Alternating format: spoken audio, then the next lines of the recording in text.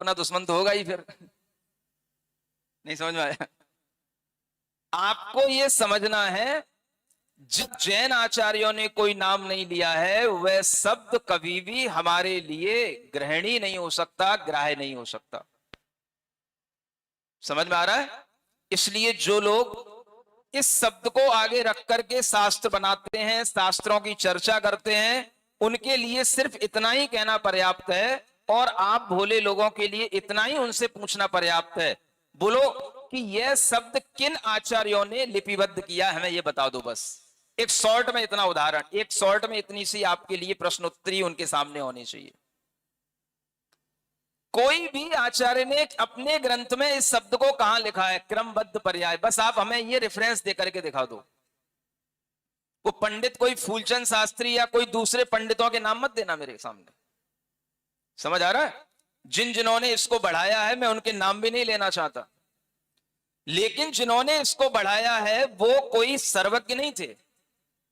मान्यता जैन दर्शन में किसी भी विद्वान, किसी भी पंडित की हो सकती है, मान्यता अलग बात है, उसके पुण्य से उसकी पूजा भी हो सकती है, लेकिन उसकी हर बात बुद्धिमानों को मान्य हो जाए ऐसा नहीं होता। तो न्याय को जानने वाले लोगों को यह समझना चाहिए कि दुनिया में हर चीज प्रतिपक्षता के साथ में है, नियति कहीं पर भी नहीं है। आचार्यों ने कहा काला नियमाच्च निर्जराया, आचार्य अकलंग देव के वाक्य हैं, निर्जरा के लिए काल का कोई अनियम है, नियम नहीं है। माने आपको कर्म की निर्जरा करनी है तो काल का कोई नियम नहीं है, यह राजवार्तिक में लिखा हुआ है, इस सूत्र। इतना स्पष्ट लिखा हुआ आचार्य अकलंग देव ने, निर्जरा के बिना मोक्ष नहीं होता। तो जब निर्जरा करने के लिए कोई नियम नहीं है तो मोक्ष का नियम कहां से बन गया?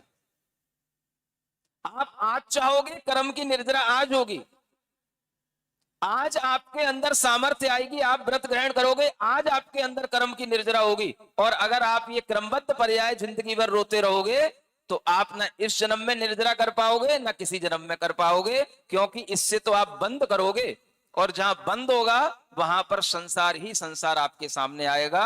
इसलिए संसार की अनंतता को छेदने के लिए कहा गया।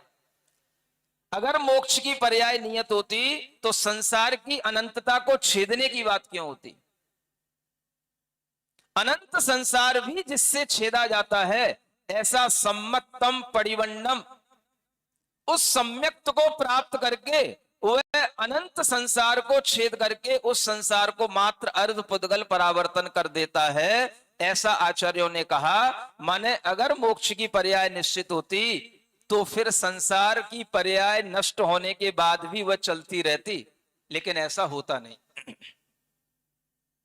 तो आपको कोई भी सिद्धांत की एबीसीडी पता नहीं है, बस इस तरह के प्रवचनकार आपके सामने आते हैं और हर नियतिवाद की बात करके आपके दिमाग में एक फितूरी डाल के चले जाते हैं, आप उससे बहक जाते हैं और अपने अनेकांत दर्शन को छोड़ करके एकांत मान्यता को मान लेते हैं, और अनेकांत दर्शन में रहम है इस बात का गुणगान भी करते रहते हैं, क्योंकि भगवान महावीर स्वामी की जय हमको भी बोलना है, उनको भी बोलना है, आचार्य कुंद कुंद की जय हमको भी बोलना है, उनको भी बोलना है। तो आदमी समझता भैया अपन जैन तो हैं, जैन है तो अनेकांती हैं, और मान्यता क्या बना ली? एकांत की बना ली। समझ में आ रहा है आपको? बोलो तो,